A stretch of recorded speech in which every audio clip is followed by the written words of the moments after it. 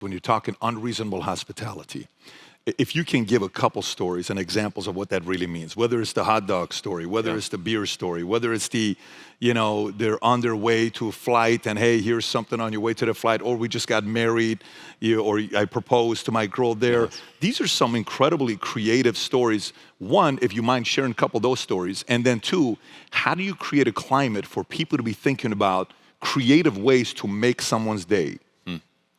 So this whole idea of unreasonable hospitality, my restaurant ultimately became the #1 restaurant in the world, but the first year we were on that list of the 50 best, we came in last place, which I was a little bit upset about.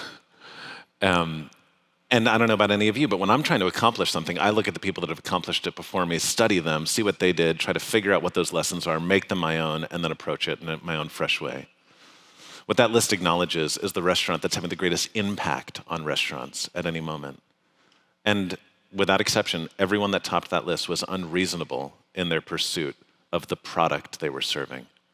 I decided that our impact was going to be focused on being unreasonable in pursuit of people. That's where unreasonable hospitality came about. And I remember I went back to my team after that 50 best, and on a cocktail napkin, I had written, "We will be #1," because similar to your visioning statement, my dad gave me this paperweight when I was a kid. It said, "What would you attempt to do if you knew you could not fail?" And he'd always tell me to answer that question honestly at varying phases in my life, and whatever the answer was, to try to do that.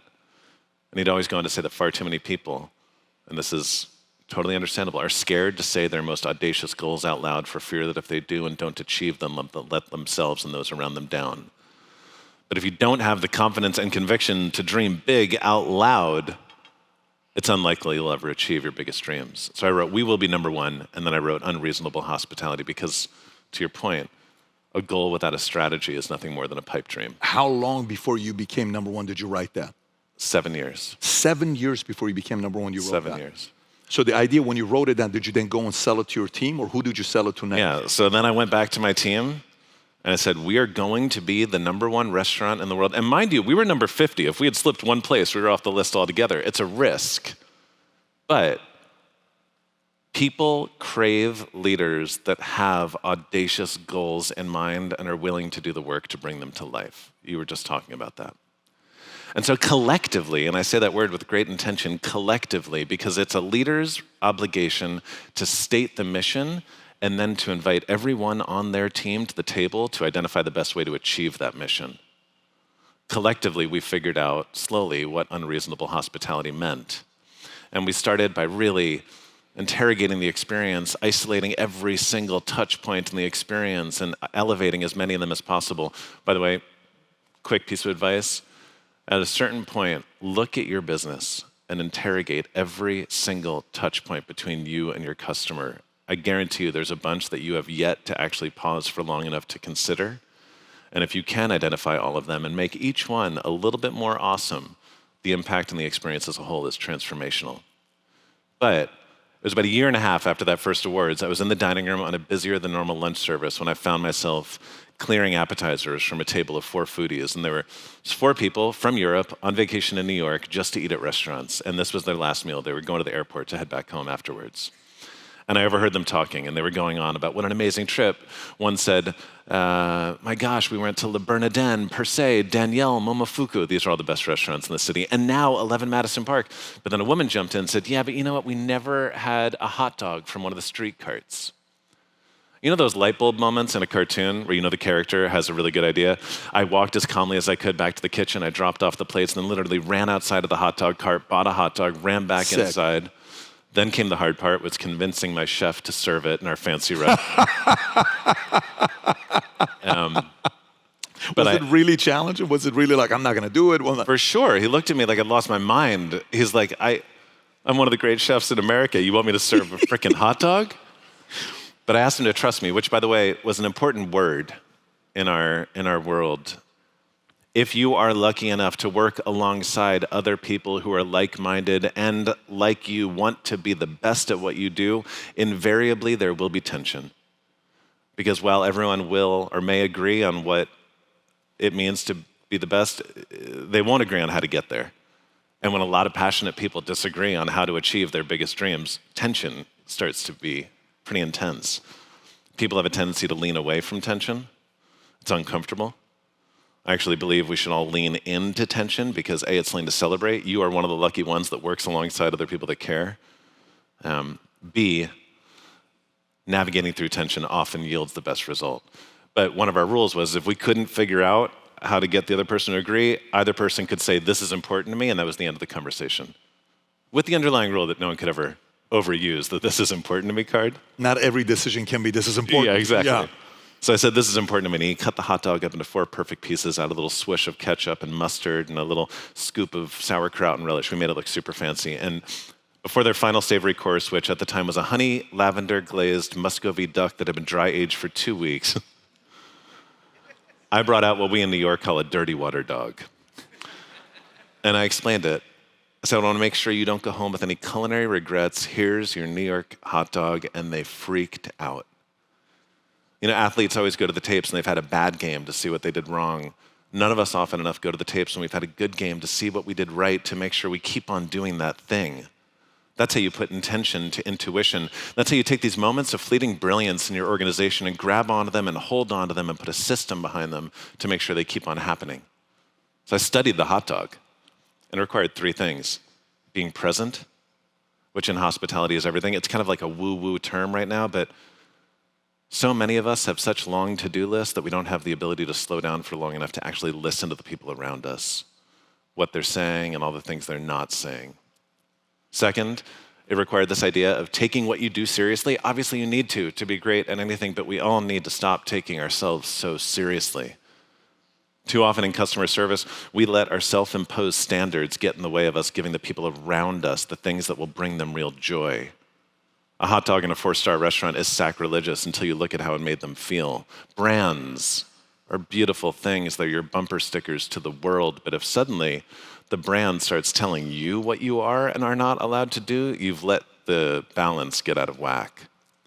And third, this notion that hospitality is about making people feel seen. Seen. People want to feel seen. That's what hospitality is. And if that's the case, the best way to do it is not to treat people like a commodity, but a unique individual. I genuinely believe I could have given that table a vintage bottle of champagne or a big pile of caviar. It would not have had the same impact as the hot dog because it would not have been specific to them. In Unreasonable Hospitality, one size fits one.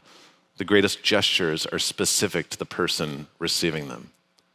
So now we had this roadmap. And with the team, we got fired up and we started pursuing it, so much so that we hired an additional person onto the team whose only job was to help everyone on the team bring their ideas to life. I gave the team permission to go out into the dining room, to be present with their guests, not to take themselves too seriously, and come up with these one-size-fits-one gestures. And then I gave them the resources to bring their ideas to life.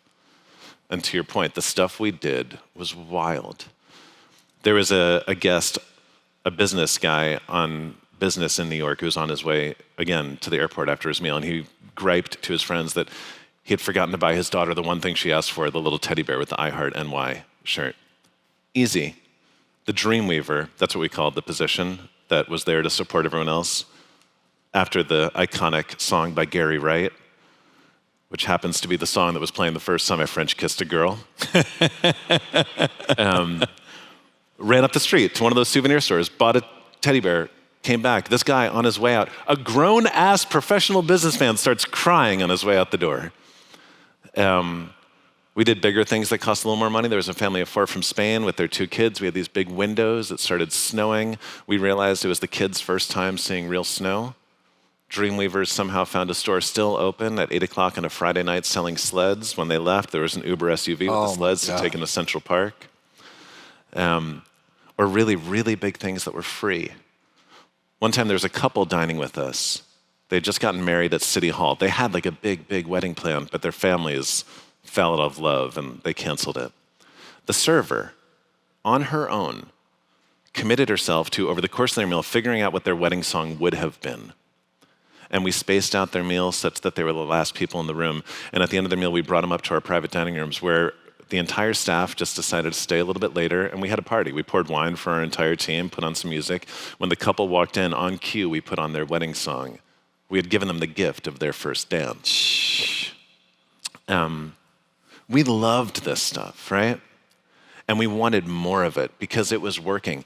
Our food was some of the best in the world. Our product was as close to perfect as possible.